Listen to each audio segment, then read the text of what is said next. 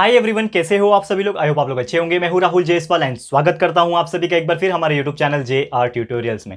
Friends, आज again आपके सामने एक most important geographical lecture video लेकर आ चुका हूं दोस्तों, जिसमें आज के दिन हम लोग पढ़ने वाले हैं हमारे 10th स्टैंडर्ड के लिए ज्योग्राफी सब्जेक्ट का एक न्यू चैप्टर, एक फ्रेश एंड बेहतरीन चैप्टर आपके लिए शुरुआत करने जा रहे हैं दोस्तों, जिसका नाम है चैप्टर नंबर 4 क्लाइमेट। ठीक है, क्लाइमेट चैप्टर, क्या नाम है, वाह। तो ये हम इस चैप्टर का लेक्चर नंबर 1 पढ़ने वाले हैं, जो कि अगेन एक बहुत ही ज्यादा इंपॉर्टेंट लेक्चर वीडियो होगा। एंड साथ ही में एक रिमाइंडर आपको मैं देना चाहूंगा दोस्तों कि यार आप लोग के लिए पूरा का पूरा सिलेबस हमने कंप्लीट कर दिया है बाकी सब्जेक्ट्स का। एग्जाम्पल के तौर पे साइंस आपका दोनों जो पार्ट 1 है, science part 1 and science part 2, दोनों ही साइंस पूरा 100% कंप्लीट है। जितने भी चैप्टर्स हमने अपलोड कर दिए हैं, प्लेलिस्ट को चेक कर लो आप जाके। मैथ्स पार्ट 1 यानी अलजेब्रा, मैथ्स पार्ट 2 यानी ज्योमेट्री, वो भी पूरा का पूरा सिलेबस कंप्लीट हो चुका है। हिस्ट्री, ज्योग्राफी, पॉलिटिकल साइंस जो है वो लगभग 50% से ज्यादा कंप्लीट हो गया है। और बाकी चीजें हम लोग रेगुलर बेसिस पे अपलोड करते हैं हर दिन, आपको पता ही है, तो वो भी आप चेकआउट कर सकते हो। इंग्लिश ग्रामर टोटल कंप्लीट है, ट्रिक्स वीडियो पूरा कंप्लीट है, बहुत सारी वीडियोस हम डेली बेसिस पे ला रहे हैं, तो वो आप चेक करते रहो। यानी कि इन शॉर्ट बोलने का मतलब है प्लेलिस्ट को देख लो यार, बहुत सारे वीडियोस प्रेजेंट है। बोर्ड एग्जामिनेशन नजदीक से, पढ़ाई करते रहो, जितना हो सके पढ़ाई करो, कंसेप्चुअल नॉलेज क्लियर करो, अच्छे से वीडियोस देखो और जितना हो सके उतना नॉलेज को गेन करो। साथ में आप हमारे 2 और चैनल को देख सकते हो, JR टॉक्स। अगर आपको डाउट है कि आपको फ्यूचर में क्या करना है, क्या बनना चाहिए, 10th के बाद क्या करना चाहिए, तो आपको हेल्प करेगा JR टॉक्स चैनल, जिसमें हमने करियर गाइडेंस के बहुत सारे वीडियोस अपलोड किए हुए हैं। साथ ही में व्लॉगिंग चैनल भी, अगर आपको थोड़ा सा एंटरटेनमेंट चाहिए तो JR व्लॉग्स देख सकते हो। यहाँ पे जाके हमने बहुत सारी चीजें अलग अलग जगह एक्सप्लोर किया है। मनाली अभी कुछ दिन पहले गया था, वहां का भी वीडियोस और व्लॉग्स डाले हुए, तो चेकआउट कर लेना। ठीक है, सपोर्ट करते रहना। इन शॉर्ट चलिए आते हैं टॉपिक के ऊपर, दैट इज अवर क्लाइमेट। तो क्लाइमेट नाम सुन के ही आपको सबसे पहले मन में ये आता है कि दोस्तों कि हर जगह, हर कंट्री, हर स्टेट का एक अपना अपना एक क्लाइमेट होता है। जैसे कि एग्जांपल के तौर पे बात करें, हम लोग बोलते हैं ना, अरे यार आज का क्लाइमेटिक कंडीशन ठीक नहीं है। हम लोग बोलते हैं यार आज बहुत धूप निकली, आज का क्लाइमेट सही नहीं है, आज बहुत ज़्यादा ठंडी है। हम लोग ऐसा बोलते हैं अलग अलग टाइप में, यानी कि हर जगह का एक क्लाइमेटिक कंडीशन होता है। लेकिन आज हम कोई जगह के बारे में बात नहीं कर रहे हैं, आज हम बात करने वाले हैं कंट्रीज के बारे में। यानी कि कुछ कंट्रीज का एग्जांपल के तौर पे लेंगे और उसको हम लोग को क्लाइमेट डिस्कस करना है कि किस हिसाब से कंट्री के अंदर कौन कौन से जगह पे क्या क्या क्लाइमेटिक कंडीशन होते हैं। ठीक है ना। और आपको याद अगर होगा तो हमने इस बारे में एक बहुत पहले, शायद 7th या 8th, मुझे याद नहीं एग्जैक्टली, 8th या 9th में एक चैप्टर था जिसमें हमने क्लाइमेट्स के बारे में डिस्कस किया था। ठीक है ना, आपको याद अगर होगा, मतलब अगर आपका दिमाग क्लिक होता है कि कहां पढ़ा था, तो मुझे जरूर से कमेंट करके बताना, क्योंकि मैं तो ऑलमोस्ट सब सब्जेक्ट पढ़ा देता हूं और सब स्टैंडर्ड को पढ़ा देता हूं, तो इसके लिए मुझे एग्जैक्टली याद नहीं आता है कि कौन सा स्टैंडर्ड था, लेकिन मैंने पढ़ाया, इतना मुझे याद है। ठीक है, तो कहने का मतलब यह है कि क्लाइमेटिक कंडीशन हर जगह अलग अलग होता है, वेदर कंडीशन भी अलग होता है, लेकिन क्लाइमेट और वेदर अलग अलग होते हैं। ठीक है ना, तो climate is different, weather is different. तो वेदर, आज का वेदर क्या है, दैट इज डिफरेंट थिंग। ठीक है ना, हो सकता है आज का जो वेदर है वो कल का जो वेदर होगा वो अलग अलग हो जाएगा, लेकिन क्लाइमेट जो है वो एक कंटिन्यूअसली पैटर्न में चलता रहता है, अकॉर्डिंग टू सीजन पर सीजन, तो चेंज होता रहता है। ठीक है ना। और एक और चीज, जैसा कि आप जानते हो कि 10th स्टैंडर्ड के सिलेबस के हिसाब से बात करो, 10th ज्योग्राफी की बात करो, तो इसमें हम 2 कंट्रीज के बारे में अक्सर पढ़ते हैं। पहला जो कंट्री है आप सभी जानते होंगे, जो कि है ब्राजील, दूसरा है हमारा इंडिया। तो ये ही 2 कंट्रीज के बारे में मेनली ये पूरे के पूरे 10th स्टैंडर्ड के ज्योग्राफी के पैटर्न में दिया हुआ है। यानी कि हमको ज्योग्राफी जो है वो ब्राजील कंट्री के हिसाब से पढ़ना है और इंडिया के बारे में पढ़ता है। ब्राजील क्यों दिया है, इसका जवाब तो मैं भी आपको नहीं दे सकता। नॉर्मली आप पूछोगे सर ब्राजील से क्या लेना देना है, लेकिन कुछ तो लेना देना है, that's why we are learning. कुछ चीज़ें सिमिलैरिटीज भी है हमारे इंडिया और ब्राजील का, वो भी इसके लिए हम पढ़ते हैं। और साथ ही में इंडिया का तो हम खुद है, इसके लिए हमें इंडिया के बारे में पढ़ना होता है। तो सबसे पहले हम डिस्कस करेंगे किसके बारे में दोस्तों, ब्राजील के क्लाइमेटिक कंडीशन के बारे में। तो सबसे पहले आज का जो लेक्चर होगा स्पेशली हम लोग पढ़ेंगे Brazil climatic condition, Brazil's climatic condition. फिर अगला जो लेक्चर आएगा, लेक्चर नंबर 2, उसमें हम लोग इंडिया के बारे में भी पढ़ेंगे और धीरे धीरे चैप्टर को कंप्लीट करेंगे। तो ब्राजील का क्लाइमेटिक कंडीशन के हिसाब से बात करें तो यहां पे एक चीज आपको याद रखना है कि ब्राजील एक ऐसा कंट्री है जो कहां पे आता है, ट्रॉपिक ऑफ कैप्रिकॉन के आसपास आता है। ट्रॉपिक ऑफ कैप्रिकॉन अगर आप नहीं जानते होंगे तो थोड़ी देर में आपको मैं एक्सप्लेन करूंगा, ध्यान से देखना। ट्रॉपिक ऑफ कैप्रिकॉन के आसपास आता है। अब एक चीज आपको ध्यान में रखना है कि आपको पता है कि पूरे वर्ल्ड में ऐसा एक पैटर्न बना हुआ है, यानी कि बीच का एक लाइन है। पूरे वर्ल्ड का एक मैप देखना, जाके इंटरनेट पे मैप मिल जाएगा, देखना। तो यहां पे ना ऐसा लाइंस बने हुए हैं। ये क्या होता है, इक्वेटर। ये क्या होता है, इक्वेटर होता है, आप सभी जानते हैं। यानी कि अगर बीचों बीच अगर लाइन ऊपर से नीचे मारूं उसको इक्वेटर बोलते हैं, यानी लेफ्ट से राइट भी मारूं तो उसको इक्वेटर बोलते हैं। तो ये क्या है, इक्वेटर है।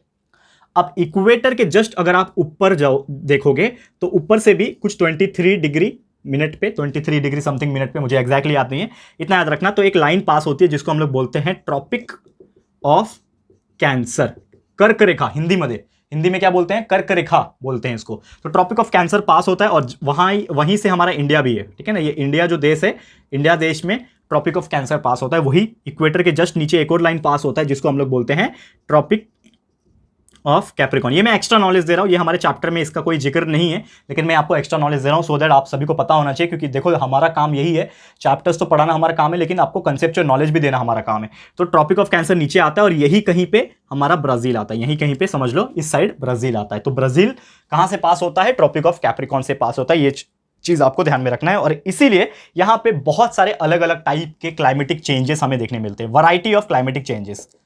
ठीक है ना, यहाँ पे बहुत सारे वैरायटी ऑफ क्लाइमेटिक चेंजेस देखने मिलते हैं because of the vast latitudinal extent of Brazil, क्योंकि ब्राजील एक बहुत बड़ा एक कंट्री है, बहुत वास्ट फैला हुआ कंट्री है। ठीक है ना, इंडिया के हिसाब से देखोगे तो इंडिया छोटा है कंपैरेटिवली, लेकिन जो ब्राजील है वो पूरा एक बड़ा फैला हुआ कंट्री है, इसीलिए इसमें बहुत ज़्यादा अलग अलग विविधता के अलग अलग wide range of climatic changes हमें देखने मिलते हैं, क्लाइमेटिक वेरिएशंस देखने मिलते हैं। फॉर एग्जाम्पल जो इक्वेटर के नज़दीक है, समझ लो कुछ पार्ट ऐसा होगा, समझ लो अभी ये इतना बड़ा ब्राजील है, ठीक है ना, इतना बड़ा ब्राजील है, तो कुछ पार्ट ऐसे हैं जो इक्वेटर से भी पास हो रहे हैं, तो वो पार्ट क्या होंगे? ऑब्वियसली हम सब जानते हैं कि अगर कोई भी पार्ट इक्वेटर से पास हो रहा है या फिर इक्वेटर के नजदीक है तो वहां पे बहुत ज्यादा गर्मी होती है, लेकिन अगर कोई पार्ट इक्वेटर से काफी ज्यादा दूर है, समझ लो यहां पे आ गया, तो वहां पे क्या हो जाएगा? बहुत ज्यादा सर्दी होगी, यानी कि बहुत ज्यादा कोल्ड भी होगा।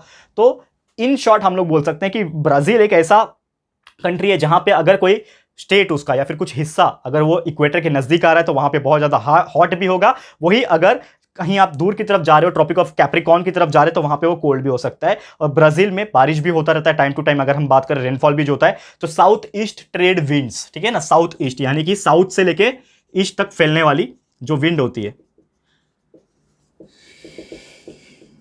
ठीक है ना, आप सभी जानते हैं। अभी ये इक्वेटर को मैं मिटा देता हूं, आप सब जानते हैं अगर ऊपर की तरफ नॉर्थ होता है, नीचे साउथ होता है, इधर ईस्ट होता है, इधर वेस्ट होता है, ये तो आप जानते हो according to our map and according to the directions.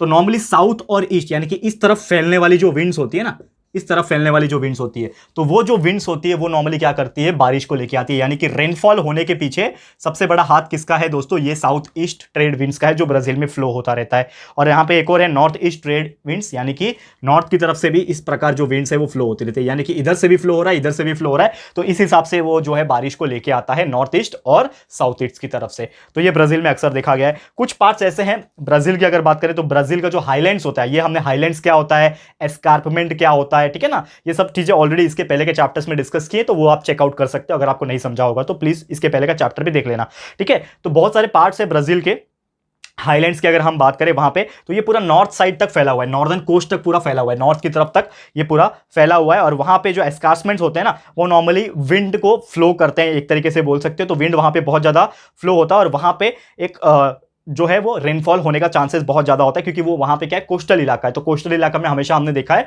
कि बारिश होने का सबसे ज्यादा चांसेस होता है। और हाईलैंड के अलावा अगर हम बात करें, बहुत सारे ये जो विंड्स है इसके बहुत सारे इफेक्ट्स भी देखे गए हैं, और एक बार हाईलैंड को क्रॉस कर जाएगा तो उसके बाद जो विंड है उसका असर कम हो जाता है और उसका इफेक्ट जो है वो रिड्यूस हो जाता है। और यहाँ पे रीजन में नॉर्मली देखा गया है कि रेन का शैडो भी होता है, रेन शैडो जिसको बोलते हैं, रेन शैडो रीजन बोला जाता है, और इसको ही कहा जाता है ड्रॉट क्वाड्रिलेटरल। यहाँ पे रेनफॉल नहीं होता है, ड्रॉट क्वाड्रिलेटरल, ड्रॉट क्वाड्रिलेटरल होता है, यानी कि यहां पे क्या होता है, रेनफॉल बिल्कुल नहीं होता है। ये चीज आपको ध्यान में रखना है। साथ ही में अगर बहुत सारे ऐसे टेम्परेचर्स के हिसाब से बात करें तो वो अकॉर्डिंगली चेंज हो जाता है। नॉर्थ पार्ट जो है ब्राजील का, ठीक है, ब्राजील का जो नॉर्थ का जो पार्ट है ना, नॉर्थ पार्ट, वो जनरली क्या है, थोड़ा सा हॉट है कंपैरेटिवली अगर बात करें। अगर क्योंकि नॉर्थ पार्ट क्यों हॉट रहेगा, क्योंकि ऑलरेडी मैंने एक चीज़ आपको यहाँ पे बताया, ध्यान से देखना, समझ लो, ये मैंने आपको बताया था, ये पूरा क्या है, ये पूरा ब्राजील है, ये समझ लो ये पूरा ब्राजील है, ठीक है। तो ब्राजील में नॉर्थ की तरफ का जो हिस्सा है वो इक्वेटर के नज़दीक है, तो ऑब्वियसली हॉट रहेगा, रीजन सिंपल है। और वही जो साउथ पार्ट जो रहेगा वो थोड़ा सा चिल्ड रहेगा, वो थोड़ा सा कोल्ड रहेगा। क्यों चिल्ड रहेगा? क्योंकि ये जो है इक्वेटर से काफ़ी ज़्यादा दूर है, यहाँ पे है, यहाँ का जो पार्ट रहेगा वो काफ़ी ज़्यादा दूर है इक्वेटर से। तो जब इक्वेटर से कोई रीजन दूर होता है तो ऑब्वियसली वहाँ पे ठंडक जो होती है वो थोड़ी सी ज़्यादा होती है। तो ये चीज़ आपको ध्यान में रखना है। वही समझ लो, सिंपल सी बात है, हमारा इंडिया में, अगर इंडिया का तो आएगा तो मैं बताऊंगा, लेकिन इंडिया का समझ लो एग्जांपल के तौर पे, आप नीचे की तरफ जब जाओगे ना, यानी कि साउथ साइड जाओगे, तो वो थोड़ा सा इक्वेटर के नजदीक आ जाता है, इसीलिए वहां पे थोड़ी सी गर्मी ज्यादा लगती है। वही आप टॉप पे चले जाओगे तो वो ट्रॉपिक ऑफ कैंसर के भी ऊपर आ गया, यानी कि वो थोड़ा ठंडा इलाका रहता है, इसके लिए नॉर्थ में ठंडी ज़्यादा पड़ती है, बर्फ वगैरह ज़्यादा गिरता है। ये सिंपल सी बात है, लेकिन वो हम लोग नेक्स्ट लेक्चर में, लेक्चर नंबर 2 में डिस्कस करेंगे इंडिया का जो पार्ट रहेगा, लेकिन अभी हम लोग ब्राजील का ही पढ़ रहे हैं, ठीक है। वैसे बहुत सारे टेम्परेचर जो है साउदर्न पार्ट में कंपेरेटिवली लो होता है, ठंडी थोड़ा ज़्यादा होती है, फिर सीजनल वेरिएशंस भी होता रहता है, बहुत सारे चेंजेस इसमें होते रहती हैं, और इक्वेटर के नज़दीक में अगर आप रहोगे तो वहाँ पे बहुत ज़्यादा चेंजेस आपको देखने मिल जाता है, यानी कि टेम्परेचर जो है काफ़ी ज़्यादा हॉट होता है वहाँ पे अगर हम बात करें। और यही कोस्टल रीजन के नज़दीक में बात करें इक्वेटर के हिसाब से, तो यहाँ पे टेम्परेचर्स का बहुत ज़्यादा डिफरेंस नहीं देखने मिलता है, यानी कि कोस्टल इलाका अगर इक्वेटर के नज़दीक भी हो तो भी यहाँ पे बहुत ज़्यादा चेंजेस देखने नहीं मिलता है। धीरे धीरे विंड जो है वो भी वर्टिकली डायरेक्शन में फ्लो होता है उस रीजन के अंदर, और साथ ही में बहुत ज़्यादा साइक्लोन्स जो है वहाँ पे फॉर्मेशन उसका नहीं होता, और इसीलिए हम लोग क्या बोल सकते हैं कि जो ट्रॉपिक साइक्लोन्स जो होता है ना बहुत ही कम देखने मिलते हैं ब्राज़ील के कोस्ट पे, क्योंकि अक्सर दूसरा जो कोस्ट इलाका होता है वहाँ पे आपको ज़्यादा देखने मिल जाते हैं, लेकिन ब्राज़ील के कोस्ट लाइन में आपको ज़्यादा साइक्लोन्स जो है वो देखने नहीं मिलते हैं। और बहुत सारे पार्ट ऐसे हैं कंट्रीज के अंदर अगर हम बात करें तो वो ट्रॉपिकल जोन में आ जाते हैं। ब्राज़ील के बहुत सारे पार्ट जो है वो किसके अंदर आ जाते हैं,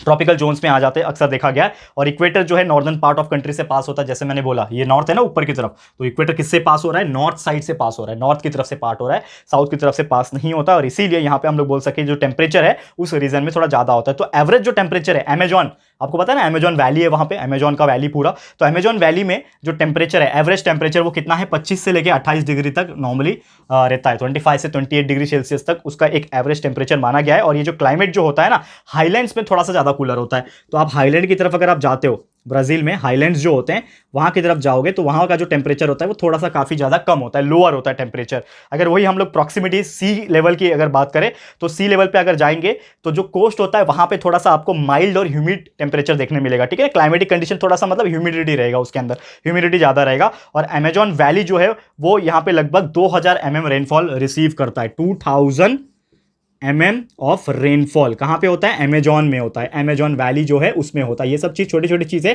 फिल इन द ब्लैंक्स में पूछता है, ये सब चीज़ मैं लिख के दे रहा हूँ, आप लोग लिख सकते हो और याद भी रख सकते हो। तो अमेजॉन वैली में 2000 mm ऑफ रेनफॉल नोटिस किया गया है। वही आप नॉर्थ ईस्टर्न साइड जाओगे, यानी कि नॉर्थ इलाका जो नॉर्थ ईस्टर्न का पार्ट है, ये वाला जो पार्ट है नॉर्थ ईस्ट की तरफ वाला जो पार्ट है, वहाँ पे जो रेनफॉल है वो थोड़ा सा कम होता है कंपैरेटिवली। तो इसमें लगभग देखा गया है 1000 से लेकर सिर्फ 1200 mm तक का ही रेनफॉल अक्सर देखा गया है यहाँ पे। क्लियर है, तो उम्मीद करता हूँ कि आपको ये चीज़ बहुत ही इजीली समझ में आ गया होगा। तो नॉर्मली कहने का मतलब क्या है दोस्तों, यहाँ पे अगर एग्जांपल के तौर पे बात करें कि ये जो चैप्टर है ना क्लाइमेटिक कंडीशन, इसमें बहुत ज़्यादा चीज़ें पढ़ने वाली नहीं है, लेकिन कुछ ऐसी चीज़ें हैं जो आपको ध्यान में रखनी है। जैसे मैंने बोला कि हमारा जो ब्राज़ील है वो कहाँ से पास होता है, ट्रॉपिक ऑफ कैंसर से पास होता है। बहुत सारे वैरायटी ऑफ इसमें क्या होते हैं, क्लाइमेटिक चेंजेस होते हैं इसमें, ठीक है ना। क्लाइमेटिक चेंजेस बहुत ज़्यादा होता है इसमें, अलग अलग जगह पे जाओगे तो अलग अलग आपको टेम्परेचर और अलग अलग क्लाइमेटिक कंडीशन देखने मिलता है। कुछ जगह पे हॉट होता है तो कुछ जगह पे कोल्ड होता है। जैसे एग्जांपल के तौर पे मैंने बताया कि आप नॉर्थ पार्ट में जाओगे ब्राज़ील के तो वहाँ पे आपको हॉट टेम्परेचर देखने मिलेगा, साउथ पार्ट में जाओगे तो आपको थोड़ा सा कोल्ड टेम्परेचर देखने मिलेगा, ठीक है ना। और एक जगह ऐसा है जहाँ पे बारिश बिल्कुल नहीं होता है तो उसको हम लोग ब्रॉड क्वाड्रिलेटरल बोलते हैं। हाईलैंड्स के बाद जो होता है वो हवा जो है वो रिड्यूस हो जाता है, इसके लिए रेनफॉल वहाँ पे नहीं होता है, ठीक है ना। और रेनफॉल करवाने के लिए सबसे बड़ा हाथ किसका होता है, ये साउथ ईस्ट ट्रेड विंड्स, और एक और होता है नॉर्थ ईस्ट ट्रेड विंड्स। इस प्रकार ये मैंने आपको एरो का डायरेक्शन बताया हुआ है, ये दो पार्ट होते हैं। साथ ही में 25 से 28 डिग्री तक इसका एवरेज क्या होता है, टेम्परेचर होता है अमेजॉन का। अमेजॉन वैली का मैंने आपको बताया था, अमेजॉन वैली का जो एवरेज टेम्परेचर होता है 25 से 28 डिग्री सेल्सियस तक। फिर हाईलैंड्स जो होते हैं वहाँ पे आप देखोगे टेम्परेचर थोड़ा लोअर हो जाता है, बिकॉज वहाँ पे हवा जो है वो फ्लो होना थोड़ा कम हो जाता है। रेनफॉल बात करें 2000 mm होता है अमेजॉन वैली में, और यहाँ पे लगभग नॉर्थ ईस्ट की बात करेंगे तो 1000 से 1200 mm तक रेनफॉल अक्सर देखा गया है यहाँ पे। क्लियर है, तो यही था दोस्तों total overall climatic situation, climatic changes condition Brazil के अंदर का। क्लियर है, नॉर्मली बहुत ज़्यादा नहीं था, बहुत ही कम था, अकॉर्डिंग टू सिलेबस हमने आपको बता दिया। क्लियर है, तो यही था दोस्तों हमारा लेक्चर, जिसमें हमने पूरा का पूरा ब्राजील का जो क्लाइमेटिक कंडीशन का पार्ट था ये आपको एक्सप्लेन कर दिया। तो इसी के साथ दोस्तों आज का ये जो वीडियो है ये समाप्त होता है, और आपके लिए जल्द से जल्द मैं लेक्चर नंबर 2 भी आपके लिए लेकर आ जाऊंगा, जिसमें हम लोग जो इंडिया का जो क्लाइमेटिक कंडीशन का जो पार्ट होगा ना, और क्या क्या चेंजेस होते हैं, कहाँ कहाँ क्या होता है, ये हम डिस्कस करेंगे हमारे अगले लेक्चर नंबर 2 में। तो बस थोड़ा सा इंतजार आपको करना पड़ेगा, क्योंकि बहुत सारी चीजें हम आपको ऐसे ही कंटिन्यूअसली लाते रहेंगे। तो इसी के साथ आज का वीडियो समाप्त होता है। आप लोग को कॉमेंट करके बताना कि आपको ये वीडियो कैसा लगा है। बहुत सारी चीजें हमने जो ब्राजील के बारे में बताई है, क्या आपको समझ में आया कि नहीं, अपनी राय और सजेशन नोटिफिकेशन जरूर से देना। वीडियो पसंद आया है, अच्छा लगा है दोस्तों, तो प्लीज वीडियो को लाइक कीजिएगा, शेयर जरूर से कर देना, अपने सारे फ्रेंड्स एंड रिलेटिव्स को फटाफट से शेयर कर देना दोस्तों। एंड अगर आपने अभी तक इस चैनल को सब्सक्राइब नहीं किया है तो फटाफट से हमारे चैनल को भी सब्सक्राइब कर देना, साथ में एक बेल आइकन होता है उसको प्रेस कर देना, ताकि फ्यूचर में हम कभी भी कोई भी वीडियोस को अपलोड करेंगे तो आप लोग को नोटिफिकेशन मिलती रहेगी। ठीक है फ्रेंड्स, तो मिलते हैं हमारे अगले वीडियो में। ये वीडियो देखने के लिए thank you and good bye.